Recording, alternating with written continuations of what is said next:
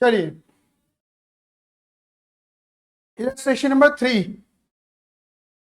Illustration 3 देखो यहाँ पे लिखा हुआ है ईगल लिमिटेड एक अनलिस्टेड कंपनी है। अब मैंने बोला था तुम याद करके आना, पहले बता रहा हूँ। अनलिस्टेड कंपनी क्या डीआरआर डीआरआई बनाती है? जी हाँ। और मेन बात देखो नॉन एनबीएफसी मतलब एनबीएफसी और एचएफसी के अलावा, क्योंकि एनबीएफसी और एचएफसी सिर्फ पब्लिकली इशू होना चाहिए, याद आया नहीं आया, और वो अनलिस्टेड होनी चाहिए। बाकी सारी अनलिस्टेड कंपनी क्या करती है? डीआरआई डीआरआई बनाती है। तो वो अनलिस्टेड कंपनी है, एनबीएफसी एचएफसी नहीं है, ठीक है। उनके पास हैज 3000 10% डिबेंचर, ठीक है। उनके पास 3000 डिबेंचर है, 10% वाले 100 रुपए का एक डिबेंचर है। Outstanding as on 31 March 16, 31 March 16 को इतना पेंडिंग है। डिबेंचर पहले से इशू कर रखे हैं, इशू करे नहीं है, पहले याद रखना। तो इशू की एंट्री मत बनाना, एप्लीकेशन अलॉटमेंट वाली एंट्री मत बनाना। These debentures are due for redemption, ये डिबेंचर खत्म किए जाएंगे 31 मार्च 17 को, मतलब जस्ट एक साल बाद। हम यहाँ पे खड़े हैं और 31 मार्च 17 को डिबेंचर, एक साल बाद डिबेंचर खत्म किए जाएंगे। The debenture redemption reserve has a balance DRR, मतलब डीआरआर बना पड़ा है ऑलरेडी, कितना? 10,000 रुपए का डीआरआर बना पड़ा है पहले से, ठीक है।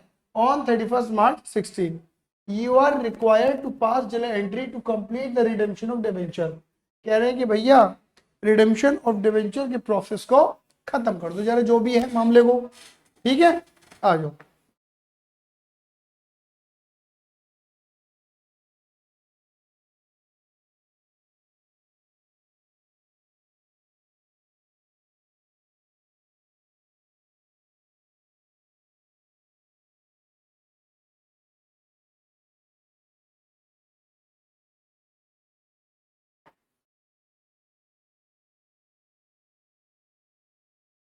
चलिए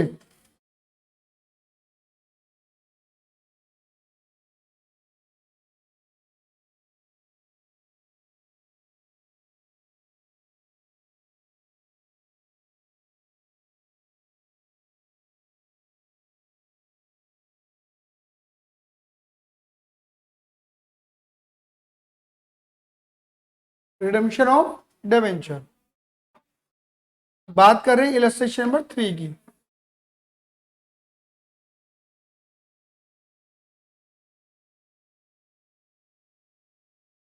फॉर्मेट बिल्कुल जनरल का बनेगा, बिल्कुल same format in the books of जो भी कंपनी है, Eagle Limited, journal, date, particular amount, debit credit, ठीक है पूरा। अब आ जाओ, पहले हम यहाँ पर कैलकुलेशन करते हैं डीआरआर की। देखो डीआरआर कितना बनाना चाहिए, इन्होंने ऐसा तो नहीं बनाया, तो मिनिमम बनाएंगे 10%, याद है जितने डिबेंचर इशू कर रहे हैं। बेटा तुमने डिबेंचर कितनी इशू कर रखे हैं? यहाँ लिखा हुआ है आपने 3000 डिबेंचर इशू करे हुए हैं, 10% वाले डिबेंचर 100 का एक है। तो जितने डिबेंचर इशू कर रखे हैं उनकी फेस वैल्यू, उनकी फेस वैल्यू कितनी है? 100, और तीन की कितनी हो गई? 3 लाख। उनकी फेस वैल्यू का कितना परसेंट? मिनिमम 10%। इतना डीआरआर बनना चाहिए। यानी कि अगर तुम देखो तो कितना बैठ गया तुम्हारा ये 30,000 का डीआरआर बैठ गया तुम्हारा। बोलो हाँ या ना। कितने का? 30,000 रुपीज का डीआरआर बैठ गया तुम्हारा। क्या मेरी बात बैठ गई? यहाँ पे कह रहे हैं कि ऑलरेडी डीआरआर बना पड़ा है कितना? 10। अब तुम देखो 30,000 का मिनिमम डीआरआर बनना चाहिए, 10 का पहले से हमारे पास बना पड़ा है, तो हम डीआरआर और कितना बना दें? 20,000 का डीआरआर और बना दें। भैया डीआरआर कहाँ से बनेगा? प्रॉफिट से। तो भैया 31 मार्च 16 को, 31 मार्च 16 को कि हम डीआरआर बनाएंगे कहाँ से? अपने पीएनएल से। तो स्टेटमेंट पीएनएल हमारा कम हो जाएगा, profit. Statement of PNL account debit to D R R, debenture redemption reserve बन जाएगा। रिजर्व होता है क्रेडिट, क्रेडिट कर दिया, और प्रॉफिट हमारा कम हो जाएगा। प्रॉफिट होता है क्रेडिट, कम करने के लिए कर देंगे डेबिट। तो ये बन गया हमारा डीआरआर। 30 का बनना चाहिए था, 10 का बना पड़ा था, 20 का और बना दिया। क्लियर ही नहीं है? अच्छा एक काम और करते हैं, सिचुएशन को थोड़ा सा और समझ लेते हैं। देखो देखिए आप यहाँ पे हैं 31 मार्च 16 में, और डिबेंचर खत्म होंगे 31 मार्च 17 में। और देखो ये कंपनी नॉन एनबीएफसी है, एनबीएफसी नहीं, ऊपर से अनलिस्टेड है, तो ये डीआरआई भी बनाएगी। डीआरआई कब बनना चाहिए? जिस दिन रिडम्पशन होने वाला है, जिस दिन रिडम्पशन, जिस दिन डिबेंचर का पैसा वापस किया जाएगा उससे पहले जो 30 अप्रैल आएगा, 30 अप्रैल 16, इस दिन डीआरआई बनेगा। कितना? मिनिमम 15%, ये ज्यादा, ज्यादा के बारे में बोला नहीं, तो मिनिमम तो बनाएंगे बनाएंगे। इस दिन डीआरआई बना दो या इससे पहले डीआरआई बना दो। इन्होंने डीआरआई बनाने को लेके कुछ बात बोली नहीं है, कब बनाना है, तो हम अपने प्रोविजन के अकॉर्डिंग चलेंगे। हम जो डीआरआई बनाएंगे वो 30 अप्रैल 2016 को बनाएंगे। जब डीआरआई बनाएंगे तो इन्वेस्टमेंट आएगी, debenture redemption investment account debit, और हमारे पास से क्या जाएगा? पैसा जाएगा। Credit what goes out to bank account. DRI कितना बनना चाहिए? जितने डिबेंचर तुम खत्म करने वाले हो, भैया हम तो पूरे ही 3 तारीख खत्म करने वाले हैं, जितने तुम खत्म करने वाले हो उनकी फेस वैल्यू का 15% बनना है। याद है ये नहीं है? तो 3 लाख का 15%, 15 दिया 45, हमें डीआरआई कम से कम 45,000 बनाना पड़ेगा, ज्यादा बना सकता है अगर क्वेश्चन बोलता तो। ठीक है, तो देखो इस दिन हमने क्या करा? डीआरआर बना दिया जो कम था। इस दिन हमने क्या करा? डीआरआई बना दिया। अब ये डेट आएगी रिडम्पशन की। रिडम्पशन से पहले मैंने एक बात बोली थी, क्या कर देना? डीआरआई पहले सोल्ड कर देना, क्योंकि रिडम्पशन करने के लिए चाहिए पैसा, पैसा आएगा डीआरआई बेचकर। अब क्या होगा? जब 31 मार्च 17 आएगी तो डीआरआई बेच दो। जब डीआरआई बेच दोगे तो तुम्हारे पास पैसा आ जाएगा। Debit what comes in? Bank account debit to DRI, bank account debit to DRI. DRI कितना बनाया था? 45, और 45 में ही बेच दिया। ध्यान रखना, डिबेंचर रिडेम्पशन रिजर्व ज्यादा कम का भी बिक सकता है, मतलब बेचते वक्त प्रॉफिट लॉस हो सकता है, बट क्वेश्चन ने कुछ नहीं बताया तो मानेंगे जितने खरीदा था उतने का ही बेच दिया। पैसा आया, जस्ट उल्टी एंट्री, और डीआरआई गया। जैसे डीआरआई बेचेंगे तुरंत वैसे हम क्या लगाएंगे? लगाई थी 2 तरीके से, एक थी पार पे और एक थी प्रीमियम पे। इन्होंने कुछ नहीं बोला तो क्या मानेंगे? पार। पार में क्या होगा? डिबेंचर हमारे खत्म हो जाएंगे। डिबेंचर होती है लायबिलिटी, लायबिलिटी होती है क्रेडिट, खत्म करने के लिए कर देंगे debit. Debit 10% debenture account debit, और इसका पैसा अभी तक दिया नहीं है, देना बाकी है, तो आ जाएगा डिबेंचर होल्डर्स अकाउंट। आया? चलिए अब पता है कितने डिबेंचर हैं? टोटल 3,000 डिबेंचर हैं। 100 का डिबेंचर के बदले 100 ही वापस कर रहे हैं, तो 3 लाख के डिबेंचर खत्म होंगे और बदले में कितना देना है? 3 लाख रुपए ही देने हैं। क्लियर है?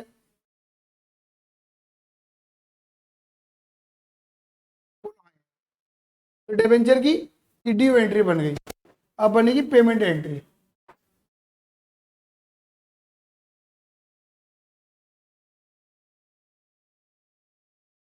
Debenture holder account debit to bank account, due हुआ, अब पे हुआ। डिबेंचर होल्डर थी लायबिलिटी, लायबिलिटी थी क्रेडिट, खत्म करने के लिए करा डेबिट और डिबेंचर खत्म। तो देखो पहले डीआरआर बनाया, फिर डीआरआई बनाया, ये लिख लो, पहले डीआरआर बनाया, फिर डीआरआई बनाया, फिर डीआरआई बेचा, फिर रिडम्पशन की due pay, and then last में डीआरआर ट्रांसफर कर देंगे जनरल रिजर्व में। डीआरआर था क्रेडिट, हटाने के लिए करेंगे debit and transfer it to journal reserve. कितना डीआरआई? ये मत कहना 20 बनाया था, 10 पहले का था, 20 बनाया था, टोटल कितना हो गया? 30। पूरा ट्रांसफर करेंगे जितना बना हुआ था। समझ गए? बताइए फटाफट से हाँ या ना। मैं अब आपसे पूछना चाहूंगा कि आपको आया या नहीं आया। बोले बेटा फटाफट से, क्लियर हुआ या नहीं हुआ? यहाँ लिख लो स्टेप। अगर क्वेश्चन में इशू की एंट्री बोली गई है तो पहले इशू की एंट्री बनाओ, इशू की एंट्री में तो मत बनाना, फिर डीआरआर, ठीक है ना, फिर डीआरआई, फिर डीआरआई सोल्ड, रिडेम्पशन से पहले डीआरआई बेच देते हैं, फिर रिडेम्पशन, रिडेम्पशन की ड्यू एंट्री, फिर रिडेम्पशन की पे एंट्री, फिर लास्ट में DRR transfer to journal reserve. Most probability ये सीक्वेंसिंग चलती है। आया या नहीं आया? हाँ आ गया, चलिए ठीक है। यही सेम इन्होंने बनाई है। अब देखो, अब इसकी बात करते हैं। इलस्ट्रेशन नंबर 4 क्या लिखा है जरा पढ़ना। मैं कह रहा हूँ ना, सारा खेल जो तुम्हें लास्ट लेक्चर दिया था ना उस पर डिपेंड, और कहीं नहीं है डिपेंड। यहाँ पे लिखा है Nutring limited, Nutring green limited listed company, ये लिस्टेड है। अब लिस्टेड कंपनी कभी DRR नहीं बनाती, ये ध्यान में रखना। अनलिस्टेड ही बनाती थी, याद आया नहीं आया? ये कभी DRR नहीं बनाती। हाँ, ये DRI बना सकती है। लिस्टेड कंपनी इशू 50,000 10% डिवेंचर और ₹100 ईच ऑन 1 अप्रैल 2019। चलो जी, ये इन्होंने यहां से जो क्वेश्चन की शुरुआत है वो इशू से हुई है। तो पहले तुम बनाओगे इशू की एंट्री जो तुम्हें आती है ऑलरेडी। 50,000 10% डिवेंचर इशू करें, ₹10 का एक डिवेंचर है, 1 अप्रैल 2019 को, रिडीमेबल एट पार ऑन 30 जून 2020, जिनका रिडेम्पशन 30 जून को किया जाएगा। मतलब ये इशू है और रिडेम्पशन 30 जून को। चलो जी, the company receive application for 55,000 debenture. कम लोगों ने भैया ज्यादा डिवेंचर मांगे। देखो, लोग कंपनी लगी 50, लोग मांग रहे 55, ओवर सब्सक्रिप्शन हो गया। The allotment was made to the all applicant on pro rata basis. भैया कंपनी ने प्रोरेटा बेसिस पे ही सबको दे दिए। चलो जी, क्या यहाँ पर भी टेबल बनेगी? कोई नीड नहीं पड़ी टेबल बनाने की, आराम से हो जाएगा। The debenture were redeem on due date, debenture खत्म कर देंगे ड्यू डेट पे। इन्वेस्टमेंट वाज मेड, अब समझिए investment which is called DRI। Investment करी गई है 1 April of the financial year in which redemption is due. जिस साल रिडेम्पशन है उस साल के 1 अप्रैल को इन्वेस्टमेंट DRI बनाया गया है। पास necessary entry regarding the issue and redemption of debenture assuming that interest was payable on debenture on 31st March every year। यहाँ पर इंटरेस्ट की भी एंट्री है, इशू की भी एंट्री है, ठीक है, और रिडेम्पशन की तो एंट्री है ही है। एक बार क्वेश्चन को ना आराम से पढ़ लो, फिर मैं शुरू करता हूँ, ठीक है?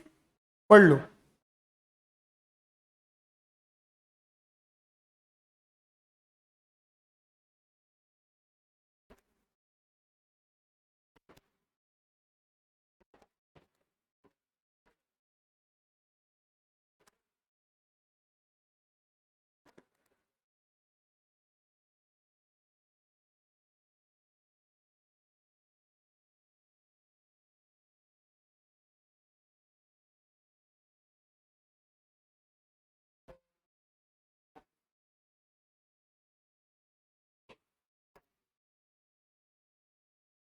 ठीक है, आ जाओ।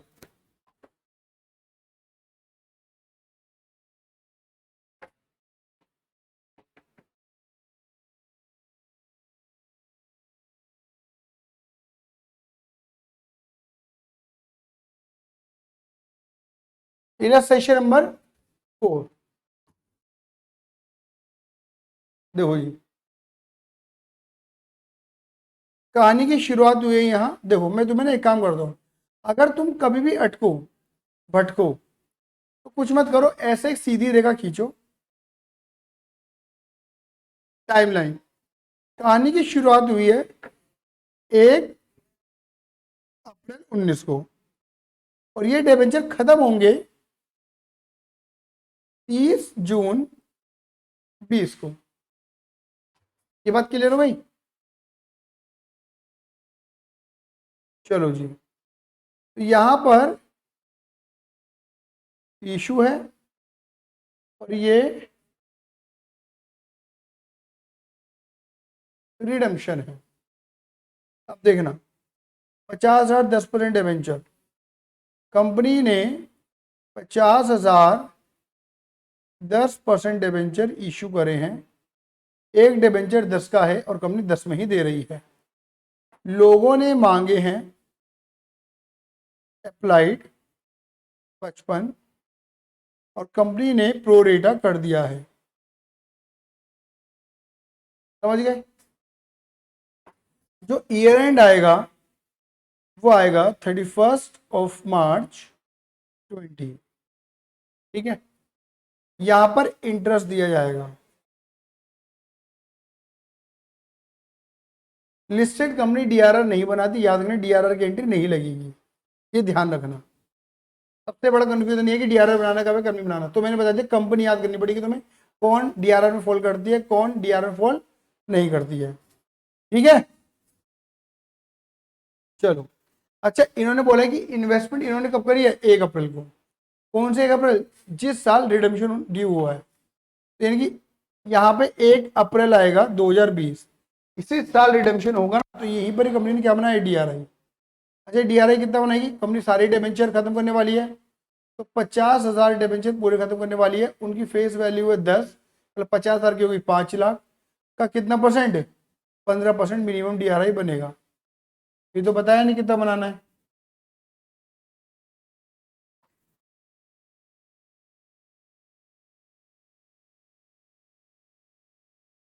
ठीक है, चले भाई।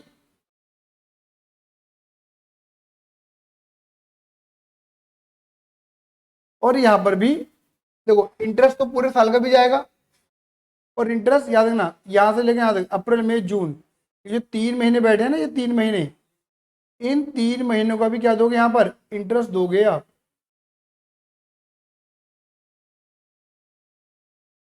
ठीक है, ये बात क्लियर हो गई। चलो, और रिडेम्पशन से पहले क्या कर दोगे, डीआरआई। तो डीआरआई बनेगा नहीं। तो देखो, अगर मैं कॉमन एग्जांपल बताऊं, तो यहाँ पर एंट्री क्या बनेगी, पहले बनेगी इशू की, फिर इंटरेस्ट की, फिर डीआरआई को डीआरआई क्रिएट करने की, फिर फिर इंटरेस्ट की, पहले 3 महीने का इंटरेस्ट, फिर डीआरआई सोल्ड की, फिर रिडेम्पशन की। बात क्लियर हो गई, बोलिए हाँ या ना। इस पूरे पैटर्न में सारी एंट्री हमारी कवर हो रही है। चले बेटा, ठीक है, चलो। 1 अप्रैल 2019, 1 अप्रैल 2019, ठीक है, 1 अप्रैल 2019 इशू कर रहे हैं, इशू एंट्री।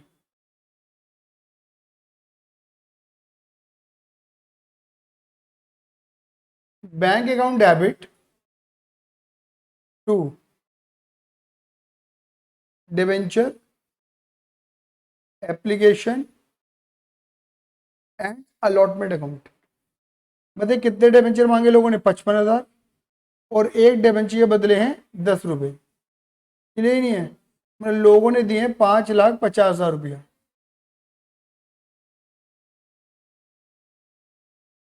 बट हम क्या कर सकते हैं,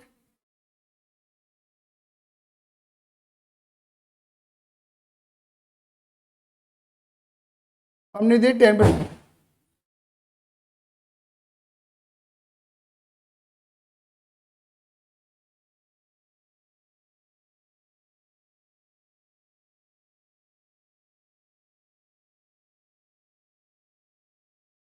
देखो जी, रुपया है 5,50,000 रुपये, लेकिन हम दे सकते खाली 5 लाख के डिबेंचर मैक्सिमम, बाकी सारा पैसा सरप्लस है, हमें रिफंड करना पड़ेगा।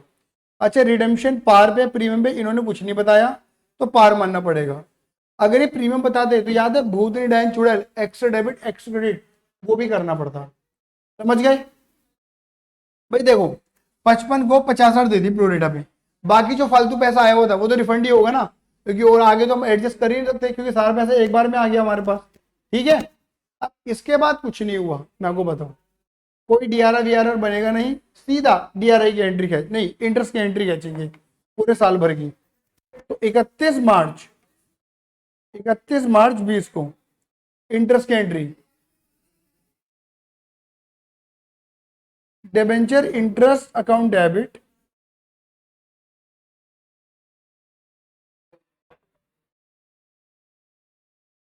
To debenture holder account. तो डिबेंचर इंटरेस्ट क्या है, हमारा खर्चा, खर्चा होता है डेबिट, और पे नहीं कर तो बन जाएगी लायबिलिटी, लायबिलिटी होती है क्रेडिट।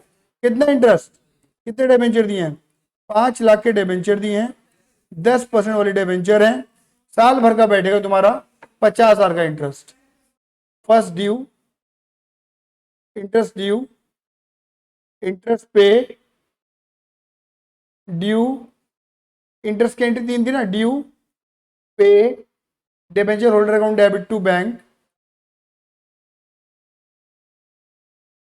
And transfer. पहले इंटरेस्ट सब पे ड्यू हुआ, debenture interest account debit to debenture holder, फिर पे करा, डिबेंचर होल्डर है लायबिलिटी, लायबिलिटी है क्रेडिट, हटाने के लिए करा डेबिट और पैसा गया, और फिर डिबेंचर इंटरेस्ट कहाँ चलाएगा, पीएनएल में।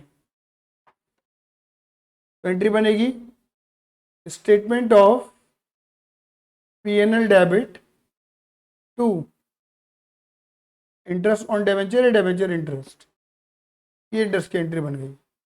फिर आएगा अगला साल 1 अप्रैल 2020, डीआरआई करा हमने, DRI account debit, debenture redemption investment account debit to bank. ये बात क्लियर हो गई। कितना डीआरआई निकाला है आपने, 75,000 रुपए का डीआरआई निकाला हुआ है, तो 75,000 रिडेम्पशन से पहले। और देखो याद रखना, एक बात और बता रहा हूँ, जिस दिन 30 जून को होने वाले हैं ना, तो उससे पहले जो 30 अप्रैल है उस दिन डीआरआई बनना चाहिए, उस दिन उससे पहले। इस क्वेश्चन में डीआरआई बनाने की डेट दे रखी है, तो उसे दिन मैंने डीआरआई बनाया जिस दिन बोला हुआ है, नहीं तो मैं 30/4 को बनाता, इसलिए नहीं है, 30/4 को बनाता मैं डीआरआई। आया, अगर मैं प्रोविजन फॉलो करूँ तो अब क्या होगा, अब 3 महीने बाद 30 जून 2020 आएगा, पहले 3 महीने का इंटरेस्ट देंगे, इंटरेस्ट की एंट्री से debenture interest account debit to debenture holder. कितना इंटरेस्ट देना है भैया, 5 लाख के ऊपर 10%, 3 महीने।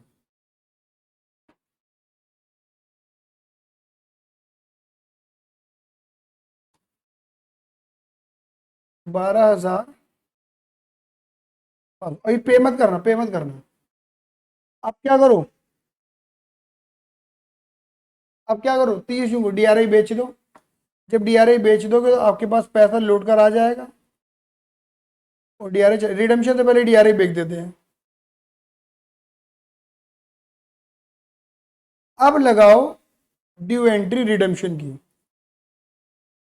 ड्यू एंट्री रिडम्पशन की लगाओ, क्या थी, 10% डिबेंचर अकाउंट डेबिट, पार पे दे रहे हो ना पैसा, टू डिबेंचर होल्डर।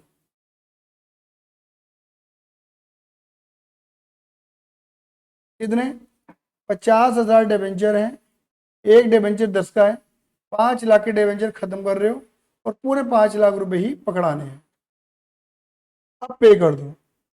अब पता पे कितना करोगे, देखो एक पे करना, तुम्हें इंटरेस्ट कितना पे करना है, डिबेंचर होल्डर को 12,500, और डिबेंचर होल्डर को कितना पे करना था, 5 लाख, तो डिबेंचर होल्डर एक बार में खत्म हो जाएगा। डिबेंचर होल्डर है लायबिलिटी, लायबिलिटी है क्रेडिट, हटाने के लिए कर दो डेबिट।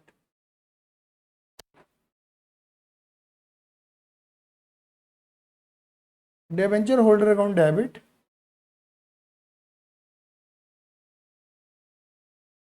To bank, 5,12,500।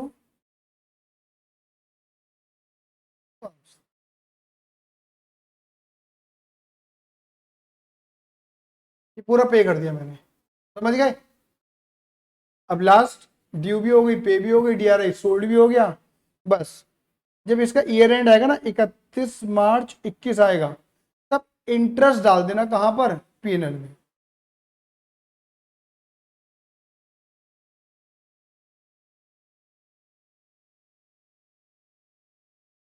जो अपने 12,500 को इंटरेस्ट था, तो इंटरेस्ट की ड्यू एंट्री भी लग गई, पे भी लग गई, और ट्रांसफर भी लग गई।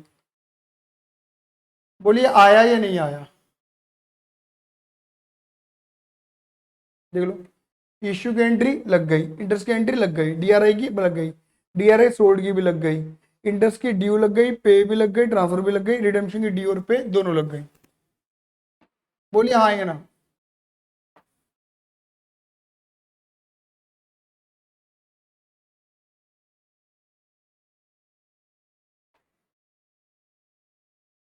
ये वाला तो मोरली कर लेंगे। क्लियर है? हाँ बेटा बोलो, बोलो भाई बोलो, कार्तिक, शताक्षी, शिवांश। चलिए भाई ठीक है। अब देखो यहाँ पे क्या लिखा है, रिडेम्पशन और debenture in case of banking company. Banking company लिखा हुआ था, बैंकिंग कंपनी ना डीआरआई कुछ नहीं बनाती। बैंक ऑफ इंडिया नहीं डीआरआई बनाती ना, डीआरआई लिखा हुआ है लिस्ट में। बैंक ऑफ इंडिया है आउटस्टैंडिंग 1,10% डिबेंचर और rupees 10 each on 1 April 2015 due for redemption. कह रहे इस डेट पे इतना, इस डेट पे इतना डिबेंचर पहले से आउटस्टैंडिंग था, ये रिडेम्पशन होगा 30 जून को। कह रहे एंट्री बना के दिखा दो रिडेम्पशन की। नो डीआरआर नो डीआरआई, कोई बवाल है ही नहीं। ये देखो डिबेंचर की ड्यू की एंट्री और फिर पे एंट्री, बात खत्म। कुछ करना ही नहीं है, ना डीआरआर ना डीआरआई। ठीक है, कुछ करना ही नहीं है। जो मैंने लिस्ट बना रखी है सिर्फ वही याद रखना कि कौन डीआरआई बनाता है और कौन खाली डीआरआई बनाता है, बाकी कुछ नहीं बनाते। आ जाओ इलस्ट्रेशन 6 करते हैं। क्या लिखा है पढ़ो। Pass necessary journal entry for the issue and redemption of debenture by a listed company in the following cases. कह रहे हैं कि आपको इन केसेस में इशू की और रिडेम्पशन की एंट्री बना के दिखानी है ना, और बाय अ लिस्टेड कंपनी, और वो भी क्या लिखा है, एनबीएफसी कंपनी है, नॉन बैंकिंग फाइनेंशियल कंपनी है, लिस्टेड है। ठीक है, चलिए जी। तो इस केस में डीआरआई बनता है, इस केस में, क्योंकि लिस्टेड कंपनी डीआरआई बनाती है, अनलिस्टेड नहीं बनाती, अनलिस्टेड दोनों बनाती है। देखिए अब यहाँ पे लिखा है 15,000 10% डिबेंचर है, 100 रुपए का एक डिबेंचर है 10% के प्रीमियम पे। 15,000 10% वाला डिबेंचर है, 100 रुपए का एक डिबेंचर है और 10% के प्रीमियम पे इशू किया गया है। रिडेम्पशन किस पे है, पार पे। देखो मेरे अकॉर्डिंग तो पता क्या है, इशू की एंट्री तो बनाना बड़ा आसान है, issued at premium redemption at par. Redemption at par का मतलब क्या है कि भूतनी डायन चुड़ैल नहीं है, no extra debit no extra credit. आओ देखो तुम्हें एंट्री दिखाता हूँ। देखो क्या होगा, पहले आपने डिबेंचर कितने में दिया है, पहले ये पढ़ो। 100 का डिबेंचर 110 में दिया है, तो 15,000 इंटू 110, तो एंट्री क्या बनेगी तुम्हारी, bank account debit to debenture application and allotment. 15,000 into 110 कर देना, 16,50,000 निकल कर आएगा। फिर debenture application account debit to 10% debenture to security premium, या सिक्योरिटी में रिजर्व नहीं आएगा, सिक्योरिटी प्रीमियम आएगा। ठीक है ना, तो यहाँ पर तो आ जाएगा तुम्हारा 16,50,000 या 15,000 इंटू 100 15 लाख, 15,000 इंटू 10 1.5 लाख। ये बात क्लियर हो गई। आप क्योंकि रिडम्पशन लिस्टेड कंपनी है तो डीआरआई बनाएगी। ठीक है ना, डीआरआई बनाएगी क्योंकि लिस्टेड कंपनी है वो। ठीक है, तो debenture redemption investment account debit to bank. अभी इशू है तो रिडेम्पशन की एंट्री, क्योंकि इन्होंने कोई डेट वेट तो बताई नहीं, बनाओ डीआरआई की एंट्री पेल दो। डीआरआई कितना बनाओगे, जितने डिबेंचर तुम खत्म करने वाले हो सारी खत्म करोगे, तो 15,000 के 15,000 उनकी फेस वैल्यू होगी, तो 15,000 इंटू 100 15 लाख। जितने डिबेंचर खत्म करोगे 15,000 उनकी फेस वैल्यू, एक डिबेंचर की फेस वैल्यू 100 रुपए, तो 15,000 की फेस वैल्यू होगी 15 लाख। 15 लाख का 15%, 2,25,000 बैठेगा। 15 लाख का 15%, 2,25,000 का डीआरआई बैठेगा। रिडेम्पशन से पहले क्या कर दोगे, at the time of redemption DRI बेच दोगे, बेच दी डीआरआई। फिर रिडेम्पशन की due entry, redemption at par है। ठीक है ना, रिडेम्पशन एट पार है, 10% debenture account, debenture holder 15 lakh 15 lakh and pay entry, बात खत्म। कोई डीआरआर था ही नहीं तो कुछ होएगा ही नहीं। बोलिए ये पहला केस क्लियर हुआ या नहीं हुआ, फटाफट से मुझे इतना बताइए। ठीक है, अब देखो यहाँ पे लिखा है 60,000 12% वाले डिबेंचर है, 100 रुपए का एक है, 5% के प्रीमियम पे इशू किया गया था। मतलब 100 के डिबेंचर के बदले 105 रुपए ले रहे हैं, तो ये इशू के बन जाएगी। लेकिन रिडेम्पशन किस पे 10%, 100 के बदले 110 देंगे, मतलब 10 रुपए एक्स्ट्रा, यानी कि भूतनी डायन चुड़ैल है, यानी कि एक्स्ट्रा डेबिट एक्स्ट्रा क्रेडिट होगा। देखो ये रहा bank account debit to debenture application allotment. 60,000 यहाँ पे अमाउंट निकल कर आएगी तुम्हारी, 60,000 इंटू 105 ये आएगा 63 लाख। लेकिन याद रखना, ठीक है, यहाँ पर तुम्हारा क्या आएगा 60,000 इंटू 10, फ्यूचर में ज्यादा रुपए दे रहे हो गए ना, 6 लाख रुपए। Loss on issue of debenture debit, premium on issue, premium और redemption of debenture extra credit. बाकी तो नॉर्मल एंट्री तुम्हें आती है बनानी, वही है एंट्री। फिर डीआरआई बनाया, डीआरआई बेचा, ड्यू, ड्यू के देखो रिडेम्पशन, रिडेम्पशन एट प्रीमियम है, रिडेम्पशन एट प्रीमियम, तो 12% डिबेंचर अकाउंट डेबिट, और ज्यादा रुपए दे रहे हो तो ज्यादा रुपए देना होगा, खर्चा, खर्चा होगा debit, premium on redemption of debenture account debit, total तुम्हें कितने रुपए देने हैं, 66 लाख।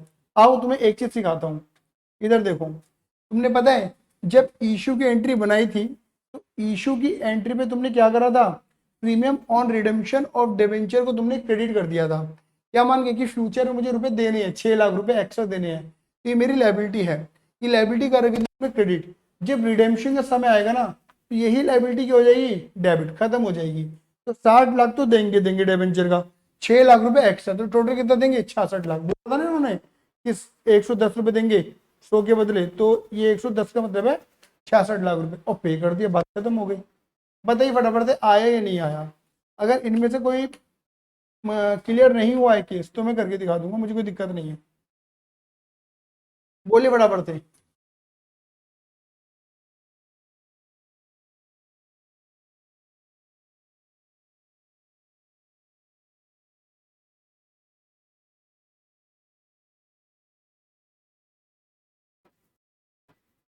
देखिए अब बात करते हैं किसकी, इलस्ट्रेशन नंबर 7 की, आ जाओ, इलस्ट्रेशन नंबर 7 की क्या लिखा है, इलस्ट्रेशन नंबर 7 में पढ़ो, city finance limited a listed NBFC, फिर अगेन भैया आ गया, यानी कि ये डीआरआर नहीं बनाएगी, डीआरआई बनाएगी, ठीक है ना। अगर ये क्वेश्चन पढ़ के मैं समझ में आ रहा होगा तो मैं प्रोसीड नहीं करूंगा, नेक्स्ट क्वेश्चन की तरफ आगे बढ़ूंगा।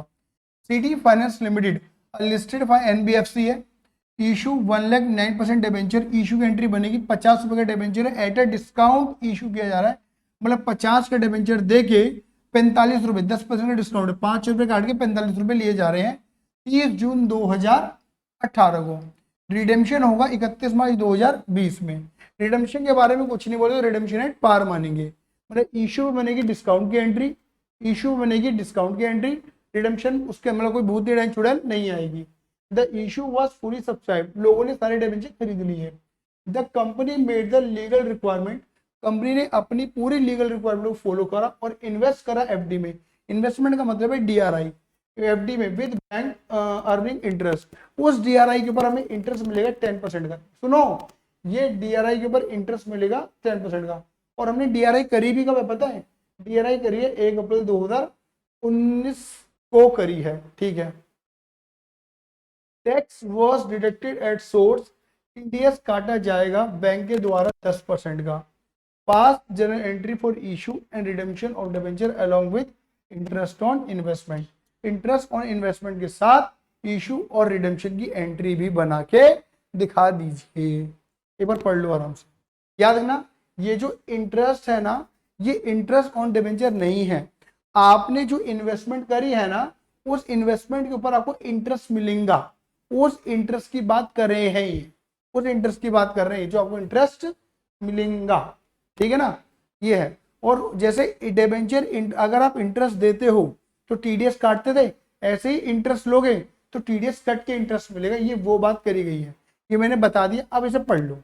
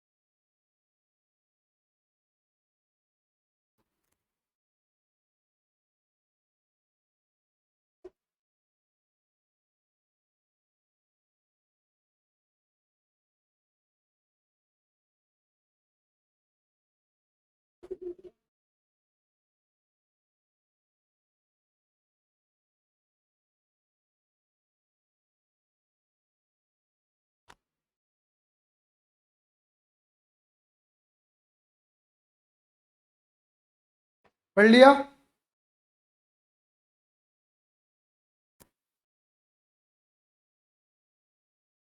Hello,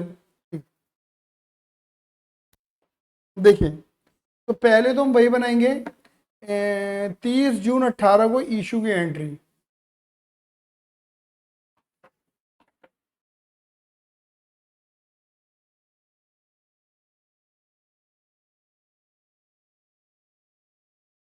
illustration number 7।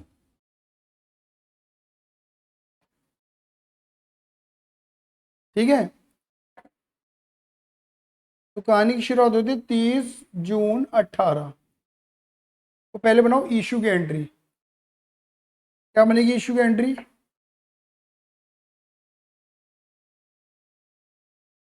Bank account debit to debenture application and allotment account. बताइए।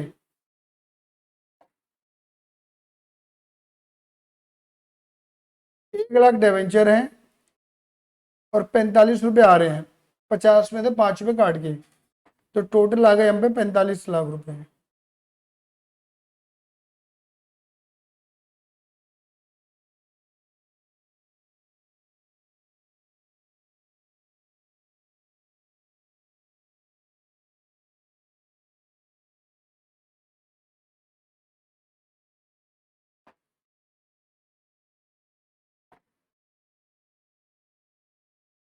रिडेम्पशन किस पे है? ठीक है, 2 9% डिवेंचर। अब ये देखो, 1 लाख डिवेंचर गए हैं, या हमेशा फेस वैल्यू की 50, मतलब 50 लाख रुपए के डिवेंचर गए हैं और 45 लाख रुपए आए हैं, यानी कि 5 लाख का लॉस, जिसे आप बोलते हैं discount on issue of debenture.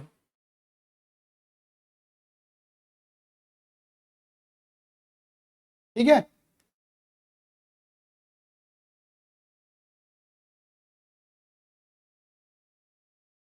ये हो गया हमारा। तो 30 जून कोई एंट्री बन गई। अब क्या होता है? ठीक है, अब इंटरेस्ट की एंट्री उन्होंने मांगी नहीं है, नहीं तो इंटरेस्ट की एंट्री हम लगा देते, मांगी तो है नहीं। अब सीधा एंट्री जो बनेगी, जो मुझे लग रहा है इशू की तो एंट्री बन गई है, इंटरेस्ट की बनेगी नहीं, डीआरआई इधर है नहीं, सीधा डीआरआई। देखो डीआरआई रिडेम्पशन किस पे है? 31 मार्च में। 31 मार्च से पहले 30 अप्रैल कब आएगा? 30 अप्रैल 19 को। 30 अप्रैल 19 को डीआरआई बन जाना चाहिए था, लेकिन इन्होंने डीआरआई की डेट दे रखी है ऑलरेडी। इन्होंने इन्वेस्टमेंट करी जिसके ऊपर इंटरेस्ट मिलेंगे 10%। कब करी इन्वेस्टमेंट? 1 अप्रैल। तो डीआरआई जिस दिन बनना चाहिए उस दिन की डेट तुम्हें ऑलरेडी गिवन है, 1 अप्रैल 19 को। बनाओ DRI. DRI debenture redemption investment account debit to bank.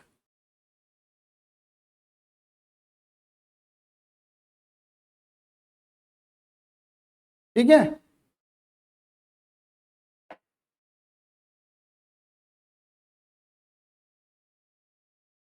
जितने डिवेंचर तुमने खत्म करने वाले, पूरे खत्म करने वाले 50 लाख के।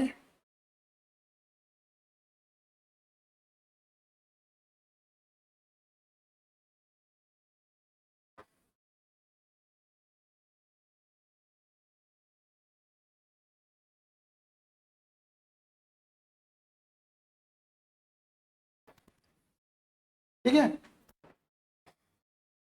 तो 7.5 लाख के हमारे डिवेंचर इशू हो गए, सॉरी हमने डीआरआई बना दिया। ठीक है, बात खत्म। अब देखो, यहाँ से यहाँ तक तो तुम्हें कोई दिक्कत नहीं आएगी क्योंकि तुम्हें नॉर्मल था। मैं यहाँ पर ये चेक कर रहा था कोई एक्स्ट्रा छूट ना जाए जो इन्होंने मांगा हो। देखो इशू की एंट्री बन गई, यहाँ पे ये हमसे डिबेंचर इंटरेस्ट की एंट्री मांग सकते थे, मांगी नहीं, नहीं तो मांगते तो बना देते। ठीक है ना, सीधा डीआरआर की बनेगी नहीं क्योंकि ये लिस्टेड कंपनी है, और डीआरआई की हमने 1 अप्रैल को बनाने की क्वेश्चन ने बोला हुआ है। अब सीधा आएगा 31 मार्च 20, और 31 मार्च 20 को क्या होगा? सीधा डीआरआई बिकेगा, लेकिन डीआरआई बेचने से पहले आपको डीआरआई के ऊपर क्या मिलेगा? इंटरेस्ट। क्या मिलेगा? इंटरेस्ट। एंट्री क्या बनेगी? Bank account debit interest on DRI। बताइए आपने DRI कितना करा था? 7.5 लाख का। उस 7.5 लाख के ऊपर 10% का ब्याज इंटरेस्ट मिलेगा। लेकिन सुनो, इंटरेस्ट तो 75,000 है, लेकिन जो बैंक वाले हमें इंटरेस्ट देंगे वो TDS काट के देंगे। तो देखो यहाँ बोलेंगे TDS कलेक्टेड, यानी कि मुझसे TDS कलेक्ट करा गया। तो पता क्या होगा, बैंक वाले इस वाली अमाउंट के ऊपर, ये जो मुझे इंटरेस्ट मिलना चाहिए इसके ऊपर 75,000 के ऊपर, जैसे मैं इंटरेस्ट काट के देता हूँ तो सामने वाला बंदा मुझे भी इंटरेस्ट काट के पैसे देगा। कितना TDS है? 10%। देखो 10% का TDS है और 10% का ब्याज का रेट है, तो कंफ्यूज मत होना। ये तो ब्याज लगा, जितने इन्वेस्टमेंट किया था, इन्वेस्टमेंट था उसका 10%, और जितना ब्याज मिलना चाहिए था उसका 10% TDS कटेगा, टैक्स, इनकम टैक्स। तो एक तरीके से 75,000 में से 7.5 गए, 67,500 का पैसा मिलेगा हमें। अब क्या होगा लास्ट? अब 31 मार्च 20 में अभी अपनी DRI बेच दो, बैंक अकाउंट डेबिट, पैसा आएगा तो DRI जाएगा। कितने में गई DRI? हम यही मानेंगे 7.5 लाख की DRI 7.5 लाख में ही गई। ठीक है, पता क्या है, क्वेश्चनों में इसकी कंबाइंड एंट्री भी मिल सकती है कि बैंक को एक बार में एक्टिवेट कर दिया, bank debit, TDS debit to interest from DRI to DRI, combined बन सकती है। बट मैंने कंबाइंड आप बनाते रहना, मैंने अलग अलग सिखाई जिस आपको समझ में आ जाए। इंटरेस्ट मिला 1 साल का, वो 1 साल का बनेगा, क्योंकि इंटरेस्ट 1 साल का कैसे बनेगा ये देख लो। इन्वेस्टमेंट करी थी 1 अप्रैल को, 31 मार्च को एंड हो जाएगा, तो पूरे 12 महीने का ब्याज मिलेगा हमें। समझ गए? अगर मैं 30 अप्रैल को करता है DRI तो 11 महीने का ब्याज बनता मेरा, तब मैं यहाँ पर क्या करता, 7.5 लाख का 10% 11/12 कर देता, अगर 11 महीने का होता तो। ठीक है, अब DRI खरीदी, बेची, इंटरेस्ट एंट्री लग गई एक्स्ट्रा। अब क्या लगाओ? रिडेम्पशन की ड्यू, और रिडेम्पशन एट पार है। कितने परसेंट वाला डिबेंचर है? 9%। तो 9% debenture account debit to debenture holder. याद रखना, जब तक अपने हाथों से इन क्वेश्चन को नहीं निकाल दोगे बिल्कुल भी मामला क्लियर नहीं होने का। पूरे 50 लाख के डिबेंचर खत्म करे गए हैं, और रिडेम्पशन एट पार है, क्योंकि क्वेश्चन कुछ बोला नहीं है। Debenture holder account debit to bank.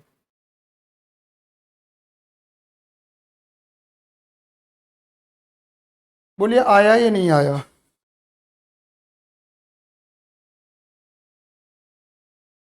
बोलिए क्लियर है या नहीं है? वेटिंग।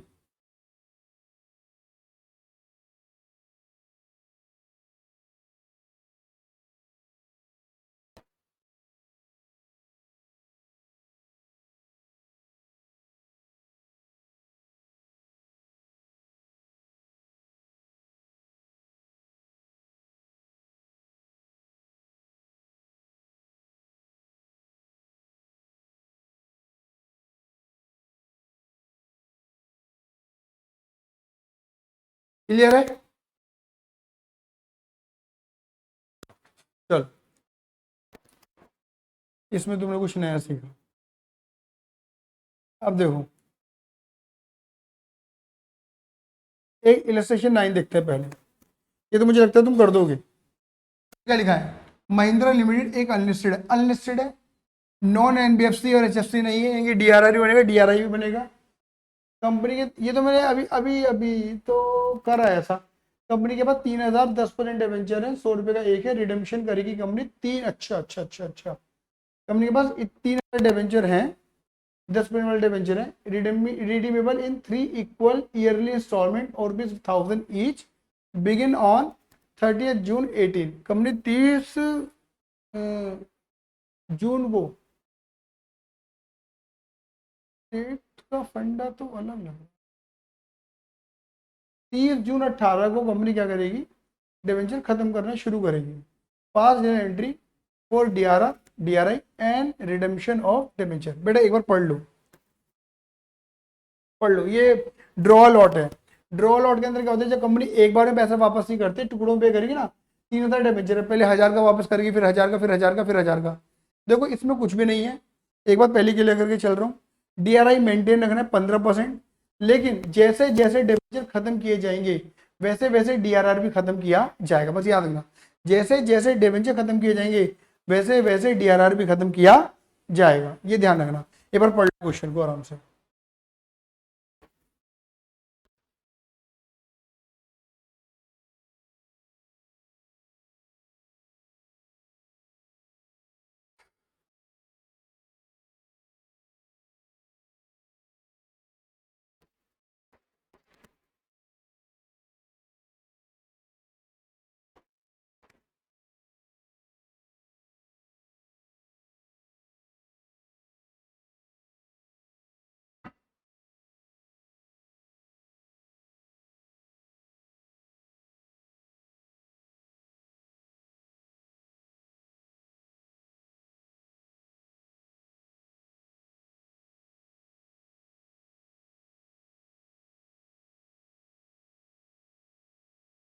पढ़ लिया? देखो, इसमें कहानी बड़ी आसान है। इन्होंने DRI के बारे में नहीं बता रखा है, तो पहले तो DRR बनाएंगे। अब देखो, इन्होंने ये बोला, इन्होंने कोई डेट भी नहीं बता रखी है, तो इन्होंने बोला कि 30 जून 18 से मामला शुरू खत्म, वो मतलब शुरू हो जाएगा, रिडेम्पशन को खत्म करना शुरू कर देंगे। तो यहाँ पर हमने ये मान लिया कि हम यहाँ पे स्टैंड कर रहे हैं, जबकि इन्होंने बताया नहीं है कि हम 30 जून 18 पे स्टैंड कर रहे हैं, मतलब 30 जून 18 को इतने पेंडिंग है, ऐसा कुछ बताया नहीं है। तो पहले तो इसी दिन क्या करो, इसी दिन DRR बना दो। कितने बनेगा, जितने डिबेंचर हैं 3,200 लाख का 10% कितना DRR बनेगा। तो एंट्री क्या बनेगी DRR की, बोलिए फटाफट से। Statement of penal account debit to DRR account, ये बनेगी एंट्री आपकी। क्लियर है ये नहीं है? और देखिए, रिडेम्पशन कब करोगे, 30 जून 18 को, 30 जून 18 को। उससे पहले क्या आएगा, 30 अप्रैल 18 आएगा, उस दिन DRI बना देना। पहले DRI मेंटेन करो। कितने डिबेंचर, 1000 डिबेंचर खत्म हो, जितने डिबेंचर खत्म करने वाले हो उनका 15% फेस वैल्यू का, तो 1 लाख का 15%, ये देख लो कितने बैठ गए तुम्हारा, 15,000। DRI की एंट्री तुम्हें आती है, DRI का डेबिट टू बैंक। क्लियर है? अब आएगा 30 जून 18, 30 जून 18, ठीक है ना। आप कहोगे सर आपने DRI सोल्ड क्यों नहीं करी, आ जाओ, तुम्हें यही चीज मैं समझाना चाह रहा हूँ। इधर देखना, देखो आप ना 30 जून 18 को, आपने 30 जून 18 से पहले जो 30 अप्रैल थी, आपने इस दिन DRI बनाई, और आप जानते हो कि 30 जून 19 में भी,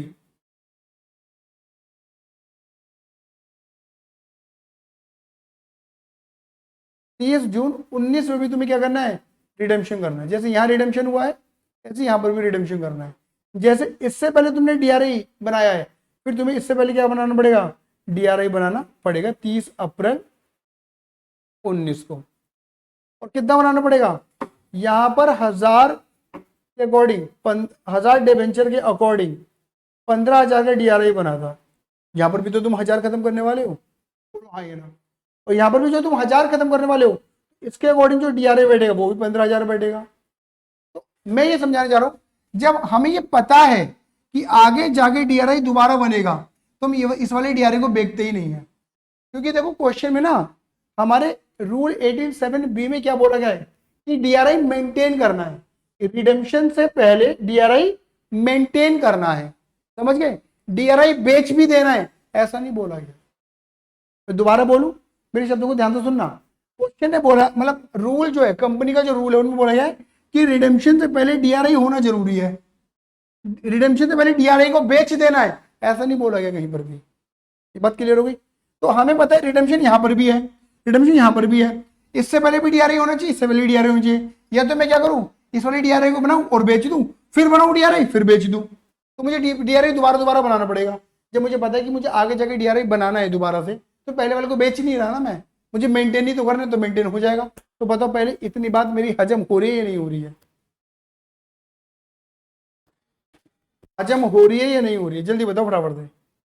एंट्री बनाना बहुत आसान है, बस एंट्री की जो माइंड में साइकिल होनी चाहिए ना, वो क्लियर होनी जरूरी है।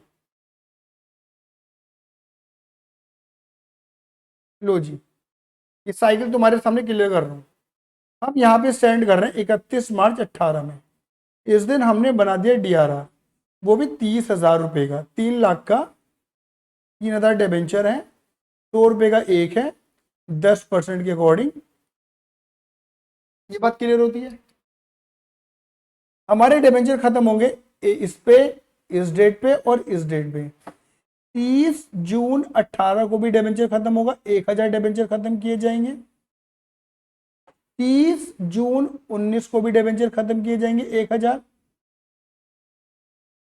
और 30 जून 20 में भी डिबेंचर खत्म किए जाएंगे 1,000। ये बात जाती है समझ में।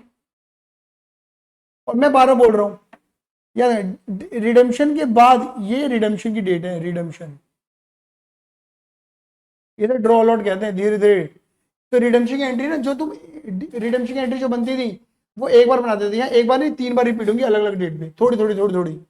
पहले आप क्या करते थे, 3,000 डिबेंचर थे, एक बार में खत्म कर दिए, तो एक बार एंट्री बनी रिडेम्पशन की। या 3,000 डिबेंचर को टुकड़ों में रिडीम कर रहे हैं, रिडेम्पशन की एंट्री मल्टीपल टाइम बढ़ जाती है। ये बात क्लियर है।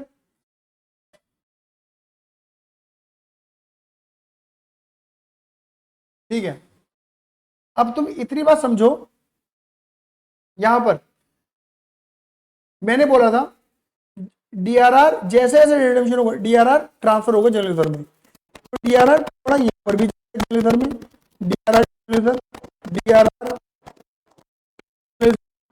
DRR टू जनरल रिजर्व, यहाँ पे एंट्री बनेगी बनेगी। ये क्लियर होती है। कितनी भैया, यहाँ पे तुमने कितना बनाया है बताइए। यहाँ पे तुमने बनाया है 30,000 का डिबेंचर 3,000 के लिए, 30,000 रुपए का डिबेंचर 3,000 डिबेंचर के लिए। तो 1,000 डिबेंचर के लिए कितना होगा, 30,000 का डिबेंचर है, तो 30,000 का रिडेम्पशन DRR है 3,000 के लिए, तो 1,000 के लिए कितना होगा 10,000। 10,000 की एंट्री ये बन जाएगी। फिर सेम एंट्री यहाँ, क्योंकि सेम रिडेम्पशन हो रहा है ना यहाँ पर भी 1,000 ही, तो यहाँ पर भी सेम हो रहा है। आया ही नहीं आया, तो ये DRR टू जनरल की एंट्री में 3 बार रिपीट होगी। दूसरी बात, इससे पहले जो 30 अप्रैल है तुम क्या बनाओगे DRI, कितना, जितने डिबेंचर तुम खत्म कर रहे हो 1,000, जो खत्म होने वाले 1,000, उसका 15%, मतलब 15,000 का DRI ऐसे बनाया है आपने। ठीक है, अब मैं ये कहना चाह रहा हूं, या तो तुम क्या कर दो यहाँ पे DRI सोल्ड कर दो, तुमने बनाया फिर बेच दिया, फिर दोबारा बनाना भैया, फिर दोबारा DRI बनेगा। अभी तो बना था इसके लिए, अब बनेगा इसके लिए, और सेम बनेगा। क्यों बनेगा सेम, क्योंकि 1,000 के अकॉर्डिंग 15,000 थे, यहाँ भी 1,000 खत्म और यहाँ भी 15,000 का DRI। या बेटर ऑप्शन क्या है कि तुम इसे बेचो ही मत। जब तुम्हें पता है कि आगे जाके मुझे DRI बनाना ही है, तो पहले वाला बेचो ही क्यों, समझे, पहले वाला बेचो ही क्यों। तो तुम क्या करो, DRI की एंट्री बनाई, DRI की एंट्री बनाई, रिडेम्पशन की बनाओ सीधी एंट्री, ड्यू और पे, ड्यू पे ट्रांसफर। फिर DRI की एंट्री मत बनाना, क्योंकि पहले तो बना पड़ा है, बेचा तो है ही नहीं, ड्यू पे ट्रांसफर, समझ गए। ठीक है, फिर यहाँ पर DRI की एंट्री, जैसे यहाँ DRI की एंट्री मैंने मना कर दी कट, ऐसे यहाँ पर मैंने क्या कर दी DRI की एंट्री मना कर दी कट, नहीं बनानी, नहीं बनानी आपको DRI की एंट्री, कट कर दिया।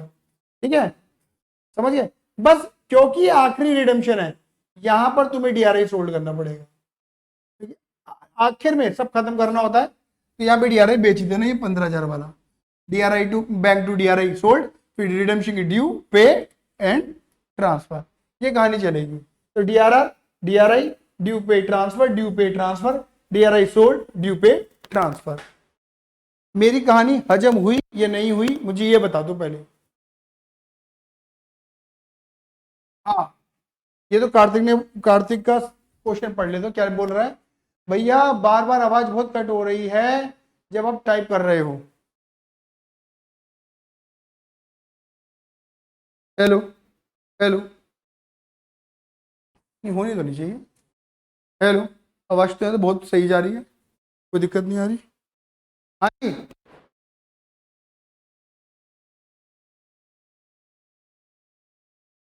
बेटा होनी तो नहीं चाहिए ना, माइक भी बिल्कुल सही है, सही चल रहे हैं। हाँ जी,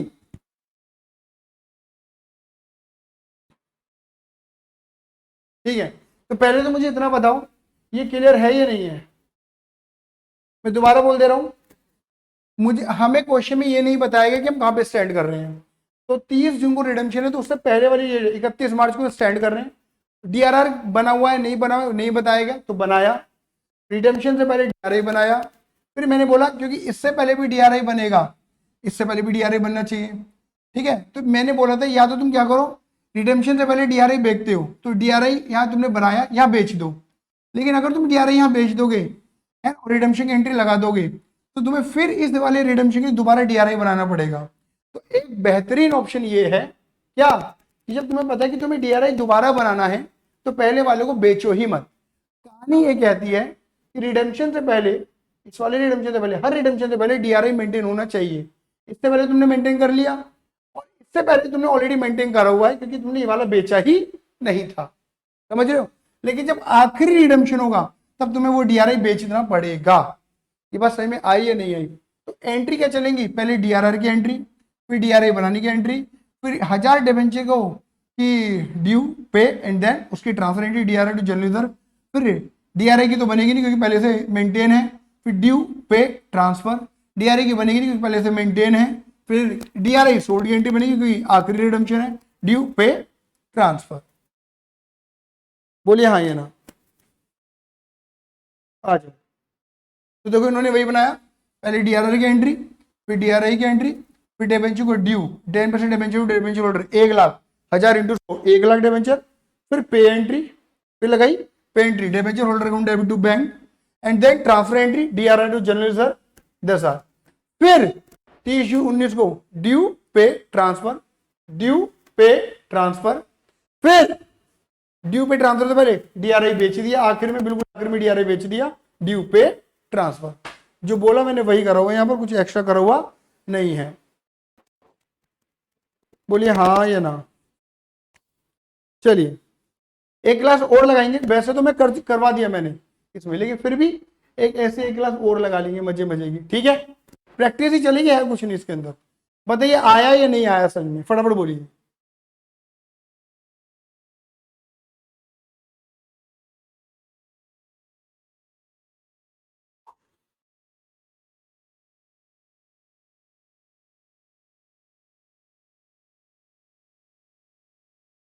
ठीक है, धन्यवाद, tata bye bye, see you, love you, जय हिंद, जय भारत।